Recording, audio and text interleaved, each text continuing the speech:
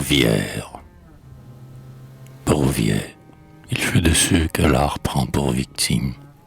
Il fut de ceux qu'on voit se plonger dans la nuit, où le poète parle avec des mots sublimes, jetant aux ouragans leurs sanglots et leurs bruits.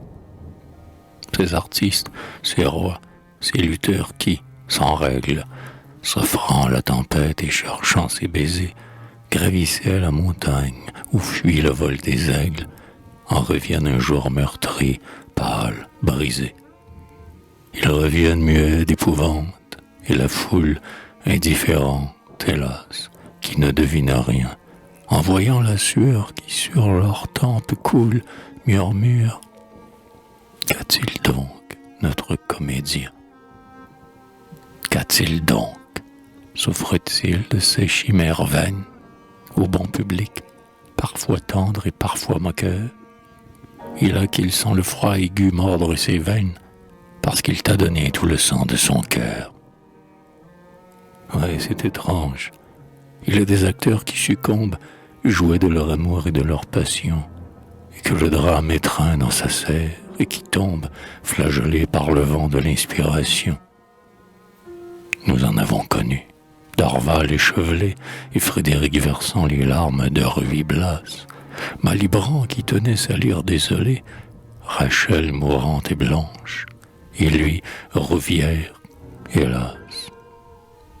Et lui, car il n'est pas d'audace impunie, lui qui subit l'horreur de son destin fatal, parce qu'il s'enivrait au festin des génies de ce vin enflammé qu'on nomme l'idéal.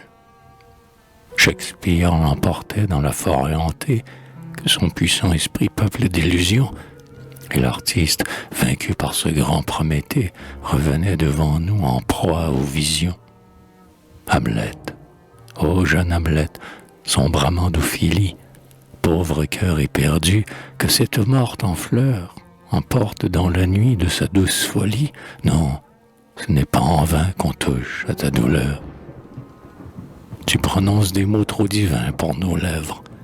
On a le front pensif et le regard flétri, dès que l'on a connu tes douloureuses fièvres, et pour toute la vie on en reste meurtri. Oh, que Rouvière aima ce tragique poème dont on meurt, et combien c'était un noble jeu, quand le peuple naïf qui l'admire et qui l'aime le voyait se débattre, effaré, sous le Dieu. Il l'aimait aussi, lui, ce peuple dont la bouche est les vins frelatés que nous lui mélangeons, et traînant devant lui le chef-d'œuvre farouche, il lui disait « Voilà Shakespeare, partageons. » Ô fier combat où l'homme est vaincu par le rêve, ô lutte formidable avec le grand aïeul, où l'artiste, à la fin, las d'un effort sans trêve, succombe. Il est malade, il est pauvre, il est seul. Seul, non. Lorsque Rouvière, en cette angoisse amère, tombait, sa sœur aux traits désolés flétris, le consolait avec la douceur d'une mère, en attachant sur lui ses yeux, déjà taris. Pauvre créature essayait de sourire. Oh, quand je la revois ici, mon cœur se fend. Et plus que lui malade, et plus que lui martyr, l'endormait dans ses bras comme un petit enfant. Ah, du moins, que mon ode, au siècle misérable, les bénisse tous deux, le lutteur abattu, l'artiste magnanime et sa sœur adorable, et garde une louange à leur mâle vertu.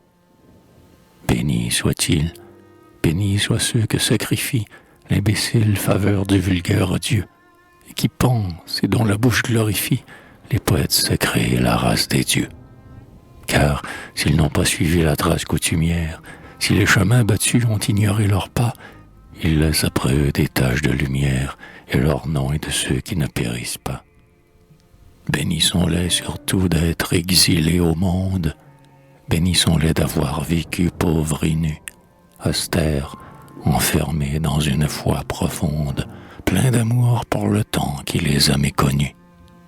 Car dans l'éternité qui leur garde ses fêtes, la pauvreté, les pleurs, l'injustice, l'affront, la haine sont les purs rayons dont seront faites les vivantes clartés qu'ils auront sur le front.